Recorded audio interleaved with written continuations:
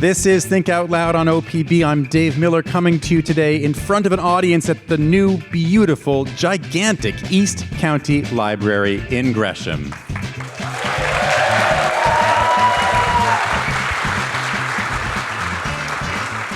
We are going to bring you a variety of conversations today. We're going to hear about road safety, about urban farming, and food security. We'll also hear the story of this brand new building. But we start with an issue that has been front of mind for many Gresham residents recently, the water supply. Earlier this spring, the city changed its primary water source from the Bull Run Watershed to groundwater. It stems from a decision that Portland made back in 2017 when the federal government said that Portland had to build a new filtration plant to treat drinking water for the parasite Cryptosporidium. That led Gresham to go its own way. Recently, some residents have complained about the change. They're noticing that their new water is harder than the water they were used to and that it has a different smell and taste. Steve Walker is up here with me to talk about this. He is the Water Operations Manager for the City of Gresham. Thanks very much for joining us. Sure. Glad to be here. When did the City of Gresham start talking about switching water supply? I'd say 2019 is when the conversation really started. Why? So Portland said after years, Portlanders and other folks will probably remember this. They kept saying to the feds, no, we're fine, we're fine, we're fine. Every now and then there's Cryptosporidium. The feds said, at a certain point, time's up, you have to change your ways and build a very expensive system somehow to get rid of this. But what was the thinking in Gresham when that Portland decision happened? Yeah, it's a good question. I think it really, we talk about cost a lot, and cost was an impact. That project started out as the Portland water treatment plant started out as $500 million, and now it's $2.6 billion, I think. So the city's portion of that, typically would be, the participation in that would be typically be like 10%. You mean the city of Gresham? Yeah, the city of Gresham only. So as a major user, you're going to have to pick up some of the tab. Yep, for sure. And, cost was a driver for sure, but the other thing was just the opportunity to change our supply to something that we had control over, right?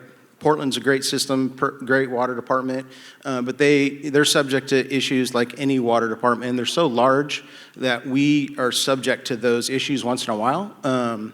Sometimes we have to conserve when there's a storm or an issue, things like that. So just tightening up our system so it's really specialized to us and Rockwood People's Utility District, I think was important. So, I want to hear more about that second part in a second, the freedom that this gave you to have your own system. But just to stick with the cost for a second, it's one thing to say we're going to have to pay 10% of what's turned out to be a ballooning infrastructure project. Yeah. But when you go your own way, you also have costs, new costs, right, of a much bigger groundwater system. So can you give us a sense for, to the best of your ability, what the average ratepayer would have been paying for water if you'd stuck with Portland's Bull Run system and what they're paying now? Yep, and I get that question a lot, and it can be frustrating for folks, and it's really hard to say, oh, your bill would have gone up by $19 or something like that. I cannot say that because there's a lot of factors that go into that. When council passes a rate package, it's for a certain amount of years, and it may encapsulate other things, so it's really hard to pinpoint that. And the other thing too is the city, when it decided to go its own way with Rockwood, right? Really the communication and the details about the repayment to Portland and what that rate would be and how long it would take for us to pay them, things like that, those communications really aren't there, right? So it's kind of hard to really pinpoint that. So to really tell folks, hey, yeah, your bill would go up by, X amount of dollars, it's almost impossible. But I would say that the complete project now, so we've not done with our project, but the amount of money that we're going to spend is very close to complete, and it's, I think, $196 million. And our portion, Gresham's portion of that is $95 million, and the remainder was Rockwood's.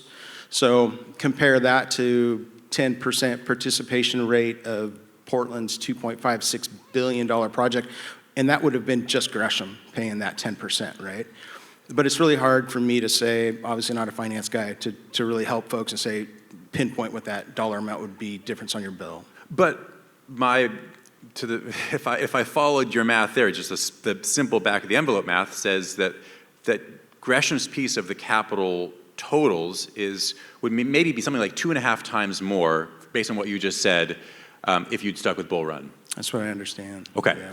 So then let's turn to this question of the freedom you have now to sort of be more in charge of your water. What are examples of where that'll actually make a difference to people who live here? Yeah. Well, one thing that's on my mind a lot when I look at this project is the fact that, and I don't want to get too far ahead here, but it does tie in. This water that we're on now is the same water we've been supplementing with for a long, long time.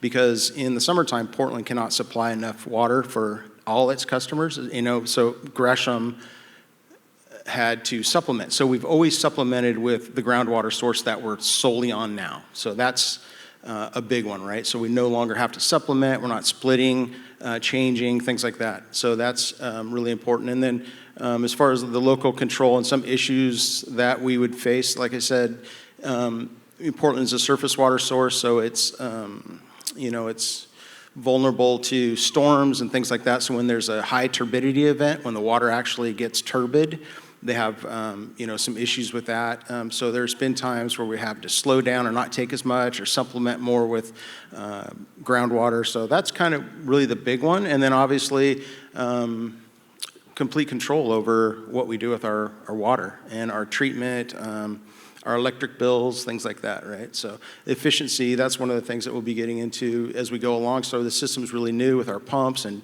treatment plant and things like that. So the next phase is really efficiency and how we store water and time of day when we operate pumps and things like that, because you get large electrical charges if you're using those in off-peak hours. So we'll have that flexibility. I have read that the Bull Run system and your groundwater system use different chemicals to kill germs. What are the differences, and what does that actually mean for folks in the audience and Greshamites at home? It's a great question, and I think it's a really important one. So always remember we're required by law to disinfect our water, and we're required to have a chlorine residual in our water, right? So meaning you have to have a certain amount. The limit is 4 parts per million, and the lower limit is a detectable amount, right? So when we were on Portland water, Portland used chloramination, and so did Rockwood People Utility District when we used their groundwater to supplement with in the past. Chloramination. Chloramination. So really it's just a mixture of sodium hypochlorite and ammonia. And now we just use the sodium hypochlorite portion of that and no ammonia. And the reason for that is Portland water is a surface water source, and it has a lot of organics and things like that, right? Leaves get in it, things like that. So in a sense, the disinfectant needs to be more durable, and chloramination is a less reactive or less powerful agent, but it's more durable. So it stays on that chloramine molecule longer out in the system, and as it goes along, it disinfects and it lasts longer. Now we're on groundwater, which is, in a sense, much more pure, so there isn't that organic loading and things like that. There's more minerals in it. So that chloramination, that mixture of ammonia and sodium hypochlorite is just not necessary. Okay. Yeah. One of the issues, as I mentioned briefly in my intro, that's come up is taste. And so I thought we would do a little bit of a, not that scientific, but as good as we could do, taste test. We got tap water out of a tap at the studios at OPB and tap water from the library here in Gresham. We put them into 2 cups and Sage, our executive producer, is holding them. I don't even know which one is which, and we had a very eager volunteer who threw her hand up when I said, who wants to take part in this? First of all, what's your name? Hi, my name is Maddie Bravo. I am a water drinker.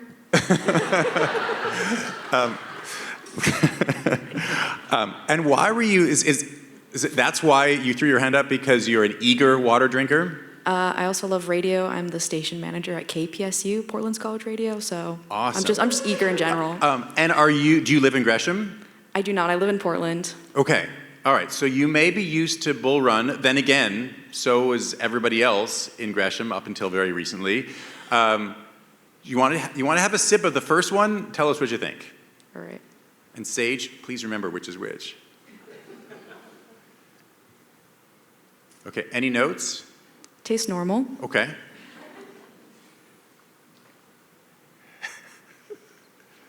I think the second one tasted slightly different. I don't know if that's a placebo effect, but they both taste drinkable to me. Like I wouldn't turn my nose up at either of them. Okay.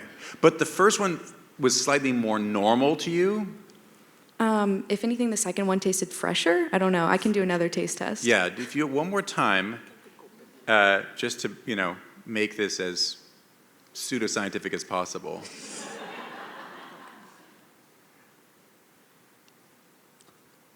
All right, I think there's a bigger difference on that test. The first one was like reminds me of water on the East Coast, groundwater, or like when you drink water at a hotel. I don't know, that's the only example I can think of. And the second one tasted more like the water I'm used to. Okay, water from the East Coast or a hotel.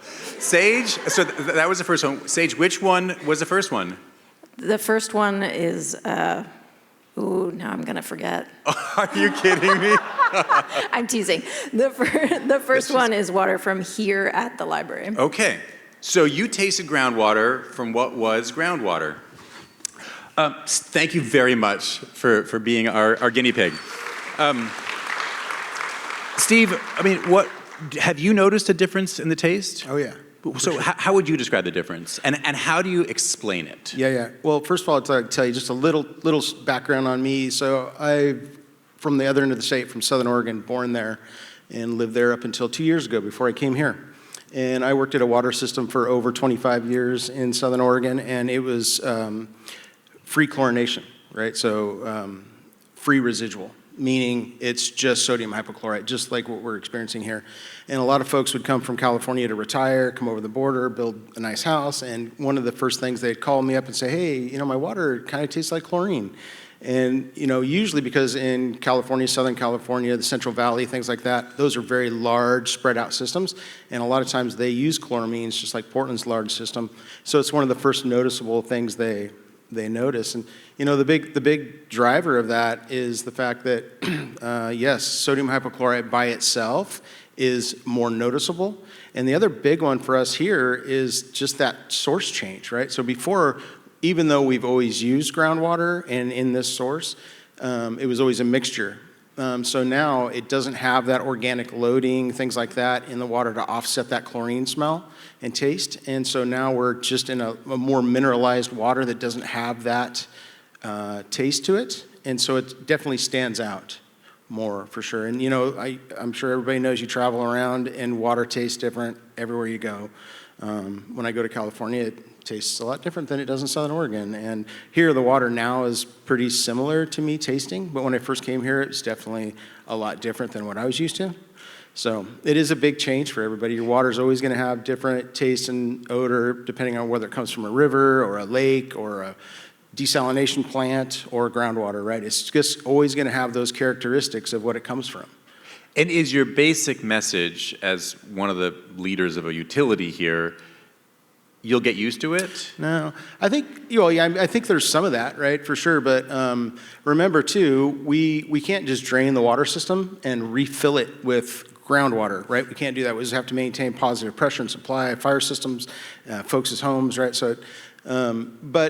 So during that mixing phase, when chlorinated water and free chlorine water, or just sodium hypochlorite water, which we have now, when those two mix, it does create more taste and odor, more of a chlorine smell. But I will say, we started on March 30th of just groundwater, but it was still chlorinated, and we stayed on there until April 27th, and we made the disinfection change. So during that first phase, we did a lot of flushing to flush as much Portland water out as possible. And then during the second phase, we did a lot of flushing, a lot of reservoir turnover, cycling reservoirs and storage tanks as quick as possible. But that being said, there's a lot of places for, I'm just going to call it older water, right? Like Portland water, chlorinated water to hide. So when those two mix, it does create that higher taste and odor. And we're out every day looking at those residuals, and we can tell whether we're sampling chlorinated water or free chlorine water. We can tell the difference, the two levels. And it's diminishing quickly. I think it's been probably a week or so since we found any, right?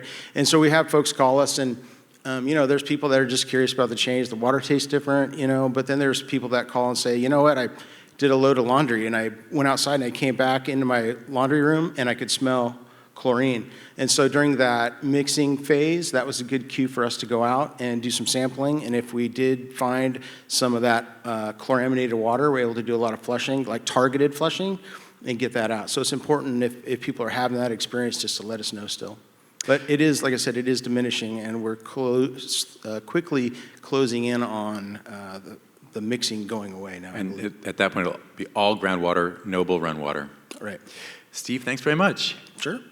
Steve Walker is the Water Operations Manager for the City of Gresham.